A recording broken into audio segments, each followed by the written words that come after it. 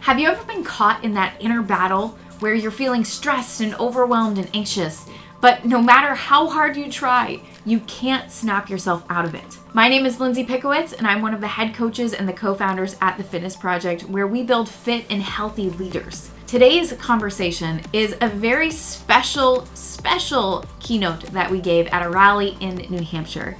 The goal of this speech was to really help everyone in the audience realize that they have so much more control than they think they do over how they feel every day. As opposed to letting the circumstances of your world, your to-do list, or all of the fires that you're fighting in your career or in your business drive how you feel every day, you can say, I choose how I will approach today. I choose to take my power back. I choose to redirect my focus. And that's immensely powerful. But we didn't want to leave it at that. We wanted to make sure that they were armed with tools that they could pull out of their hat if they were feeling stressed, if they were stuck in a place of overwhelm, or if they wanted to get ahead of the game and start proactively working to get into a better state every day. And that's what we want to transfer to you. We want to make sure that you have access to these tools as well. So do us a favor, like this video, subscribe if you haven't yet, and as you listen to this keynote, we'll encourage you the same way we encourage those in the audience. The most important thing that you do with this information is you get 1% better. You don't have to overhaul your whole life. You don't have to be perfect. All you have to do is find one tool, one small change that you can take and apply to your life, because those small changes are going to compound over time. And before you know it, you will be at least 38% better, even by next year. And that's really what we're aiming for, is progress, not perfection. So sit back, listen to this, and again, find one tool out of the three that you can go and apply to your life so that you can start to get 1% better every day. Cheers.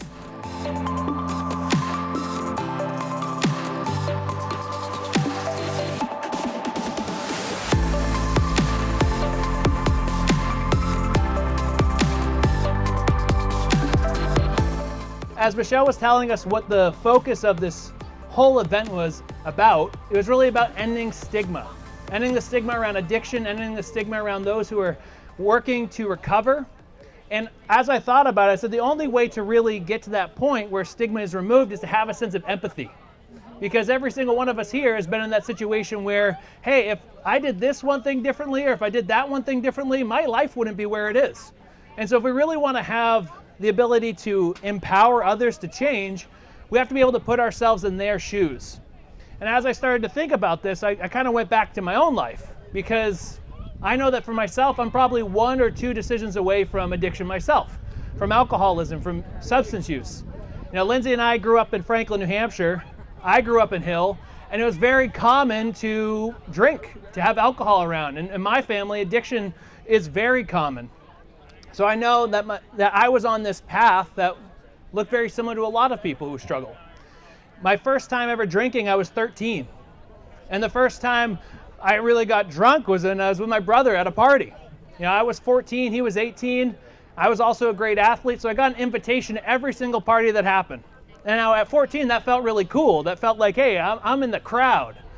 The only problem was I was hanging out with people who were 18 and 21. And they had completely different habits than I did. Now at first, transparently, I had a great time. I was having a fun, enjoyable experience. But slowly those habits started to compound into something really toxic. And it all came to a head when I was a junior in high school. I remember we were leaving a party, we had a designated driver, someone said the cops are coming. So we jumped in the car and we left. As we were driving though, we got pulled over in front of Franklin High School.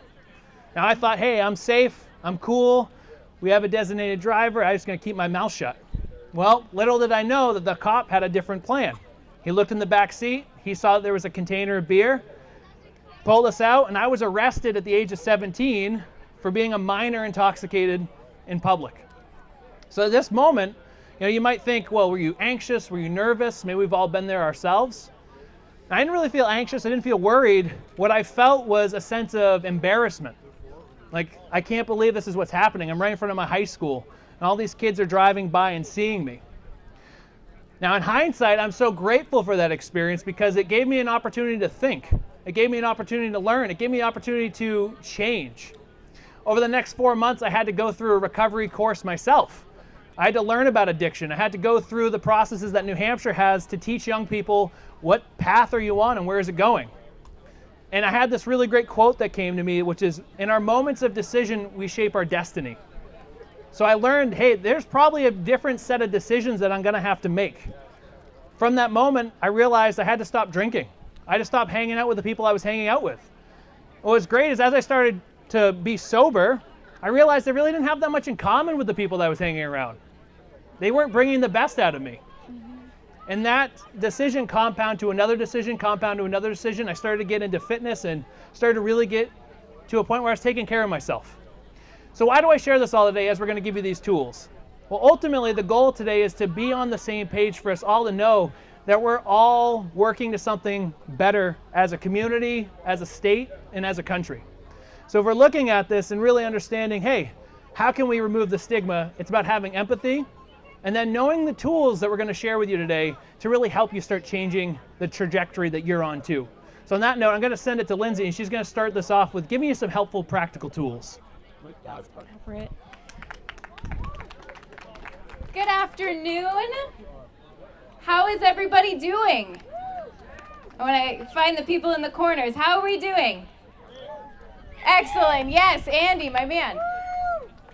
Now we are going to share with you 3 very simple, accessible tools. And before we do, I want to pre-frame a little bit of this conversation because these tools are so simple, and I promise you've all heard them at least 50 times, that it would be easy to overlook their power. So before I give you those tools, we need to be on the same page about a very simple and fundamental idea about the power we have to change our lives. I've been speaking to many of you today, and I've heard this same theme over and over, and it's so true, that your state of mind, how you feel, directs your life. It directs your decisions, especially if you're not paying attention. How you feel and how you think changes what you decide to do next. Yes? Yeah. We've experienced this. Now at the Fitness Project, we call this your state. And instead of saying, I feel sad or I feel happy and keeping it very one-dimensional, we break it up into 3 components. Your state is made up of 1, your physical body, how you feel, your body language, how you're showing up. It's your focus, so what you're mentally focused on, you tend to produce more of. And then it's also your language. It's how you describe the way that you see your world or your situation. I was talking to a gentleman earlier, and he said, in a beautifully put, all I'm focused on is getting better. Like, that's wonderful. That's a perfect focus. Great way to phrase how you're experiencing life right now. It's amazing. And that's really the power of understanding where you direct your focus is the most important thing, because no matter what is happening to you, no matter what your circumstances look like, you always have control of only one thing, which is yourself. You have control of where you put your focus, you have control of what you speak over yourself, and you have control over your physical body. And even if you feel like you've lost that control, you can get it back. So that's what we want to share with you. We want to give you 3 tools that will help you manage or redirect your state of mind, how you're feeling, and be able to do it on a dime. Quickly, the moment you notice you're stressed or you're overwhelmed or you don't know what to do next, we're going to give you really simple tools that if you can just remember them top of mind, you're going to be able to change the direction of your life. Because like Brian was talking about, if how you think and how you feel directs your decisions, well, and we're one decision away from a different course of life, then the first thing we need to do is we need to look at ourselves. Okay, so I'm going to turn it back to Brian. He's going to share our first tool with us, but perk up because we're going to ask you to join in with us. Alrighty, so one simple question here that everyone, if I get a hand raise, if I get everyone to engage, has anyone here ever felt stressed? Has anyone here ever felt stressed or overwhelmed, right? Never, right? So we're going to show you a little helpful tool to help you if you're in that state of stress, right? Because we're all humans, we all feel stress, especially if you watched the debate the other night. I'm just joking. But so the idea is when we're thinking about stress, stress is a physiological response. So what I want you to do, if everyone can, I want you to imagine putting your body in a state of stress. Just imagine, if you would, if you're stressed, you're driving in traffic. Where's your neck? Where's your shoulders, right? Where are your hands? How do you breathe when you're stressed, right? So this is happening in our body automatically. It's our brain thinking, what do I do? Do I have to run? Do I have to fight something? Do I have to stay frozen, right? So what we want to do is we want to start to leverage our first tool to get out of stress, and that is using our breath, because your breath controls your physiology. And I think we've all been there where we're engaging with someone, they're really saying some things we don't want to hear, and we go, right? I see that. I see some connection points. So what we want to see here, we're going to do a little exercise together. We're going to take 2 breaths in through the nose and then 1 sigh out through the mouth. You're never going to do this if you're, obviously don't do this if you're eating. I don't want you to choke. We don't want that. But what we're going to do is we're going to imagine we're in stress. Imagine we're in stress. Imagine you just got cut off, or you have to pay the bills, or it's tax season, whatever it is for you. And I want you to take 2 breaths in through the nose and then breathe out. We're going to do 5 more. Breathe in and breathe out. Breathe in. Breathe out. Breathe in and out. Last one. Breathe in and out. Now, what do you notice?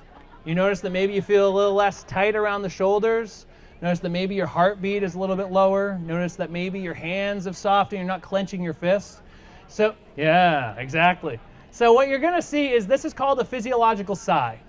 This is something that you can use at any time to get yourself out of that fight or flight response and reduce the stress in the moment. Now, is it perfect? No, of course, you're going to still have to go and engage with whatever's happening in your life. But the key is, if you get yourself into a state where you're calm, you're relaxed, you're focused, you have a better way of handling whatever's there.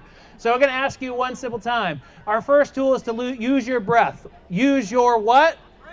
Breath. Fantastic. Awesome. Tool number 2 comes specifically for overwhelm. I know there's a lot of providers here. Who's felt overwhelmed once in the last week? Can I get some honest eyebrows and hands? Yes. Got 2 hands. 2 hands, thank you. Me too. Me too. And honestly, full transparency, overwhelm used to run my life. I woke up feeling overwhelmed. I went through trying to accomplish as many tasks on my to-do list, not being very successful with it, and would go to bed overwhelmed. It literally became a habit. Constantly overwhelmed. And this one tool has helped me go from that habit of overwhelm, where every single day I feel overwhelmed and oh my God, I can't accomplish everything, to the point where I probably feel overwhelmed once a month. And I have only gained more responsibility in the years since I've learned this tool. It's very simple. And if you have a notebook and pen, I encourage you, or your phone, notes app, I encourage you to write these things down so you don't have to keep another to-do in your brain. The tool is a very simple journaling practice, and I will dispel the myths that journaling is supposed to be a detailed documentation of everything that you did today, as if you are Lewis or Clark going on a new voyage. That is not the case. We do not need to do that. And it's also not a practice where you have to unravel your soul and pour your emotions out poetically on a page, which I think are the main 2 reasons journaling is so intimidating. It's either boring or it's too emotional and we don't need it. The truth is that the tool of journaling is a mental decluttering practice. Think of your brain like it's the messiest closet in your house. We all have one of those. It is cluttered. And so when we try to do what we normally do when we're overwhelmed, which is solve all the problems in our head, it's basically like staring at this closet full of clutter and trying to figure out what you want to keep and what you want to throw away, looking at it from 100 miles away. You have no idea, right? Not very productive. So what you're going to do the next time that you're overwhelmed, here comes the practice. The first thing that you do, instead of trying to do all of that mental math or declutter the closet in your own mind, is you're going to grab a pen and paper, set a timer for 3 minutes. You only get 3 minutes. And I need you to brain dump everything that's in your head on paper. I do not care who you are, what you've been through, where you're at in your journey of business or recovery. Everyone would benefit from this tool. So you're gonna brain dump for 3 minutes. Second thing that we're gonna do, second step, is instead of looking at that to-do list and trying to identify what we need to do next, we are gonna ask ourselves a great question, which is, what am I actually trying to accomplish? What am I trying to do here? What are my goals? What's important? And that question is powerful because instead of trying to process 100 different action items, we're simply redirecting to the things that matter most, those top priorities. And what you'll see when you do that is that many items on the list do not matter, or they're just not urgent right now. And that gives you a huge sense of relief, where then you can ask question number 3, which is, and what can I do right now? What's the one thing I can do right now that moves me closer to my result? Okay? So again, this journaling exercise takes you from a place of overwhelm, where you don't know where to turn, you can't find your way out of a paper bag, to the point where you have focus, you have mental clarity, and you know what you're moving towards, be it a big goal or a small goal. So in summary, this tool, again, it's just to get to a place of clarity again, and you can do it in 5 minutes or less, on your phone or on a pen and paper. So tool number 2 is what? Journaling. Great. Excellent. Awesome. Tool number 3. Now, one of the things we want to dispel with is this idea that you have to be perfect.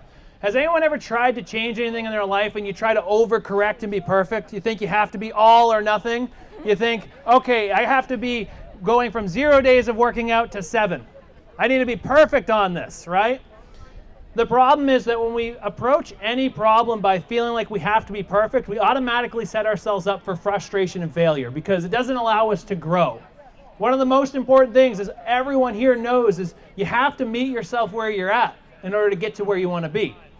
And so instead of feeling like you have to go and fix everything, we want to empower you to start fixing one thing. And the way that you're going to do this is by leveraging what's known as a keystone habit. And so a keystone habit is essentially the one small domino that you put in place that knocks down the others. It's a small, simple habit in your morning or in your day that starts to influence you towards where you want to be. And when you think of having a keystone habit, the real goal is to create a small win. Because if we can leverage the psychology of small wins, we get momentum. And momentum is everything. When we're trying to change a habit or we're trying to change something about ourselves, we don't have to be perfect. We have to get momentum.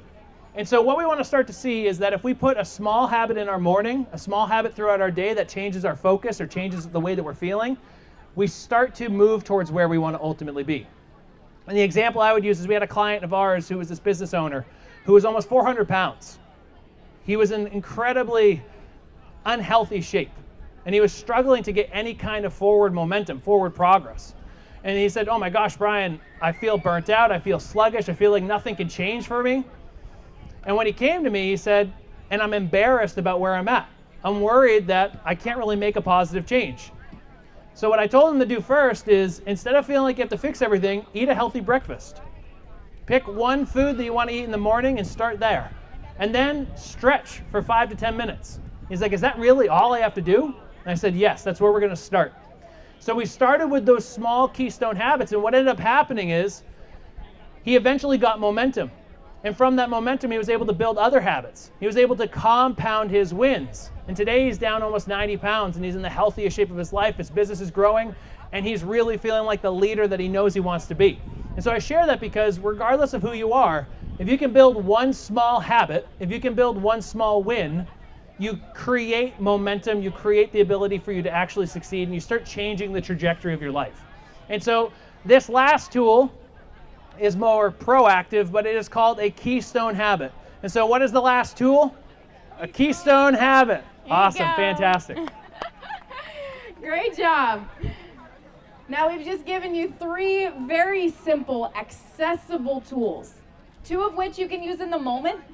If you're stressed, you can take a second and take a couple breaths in and exhale so you have control of your body again.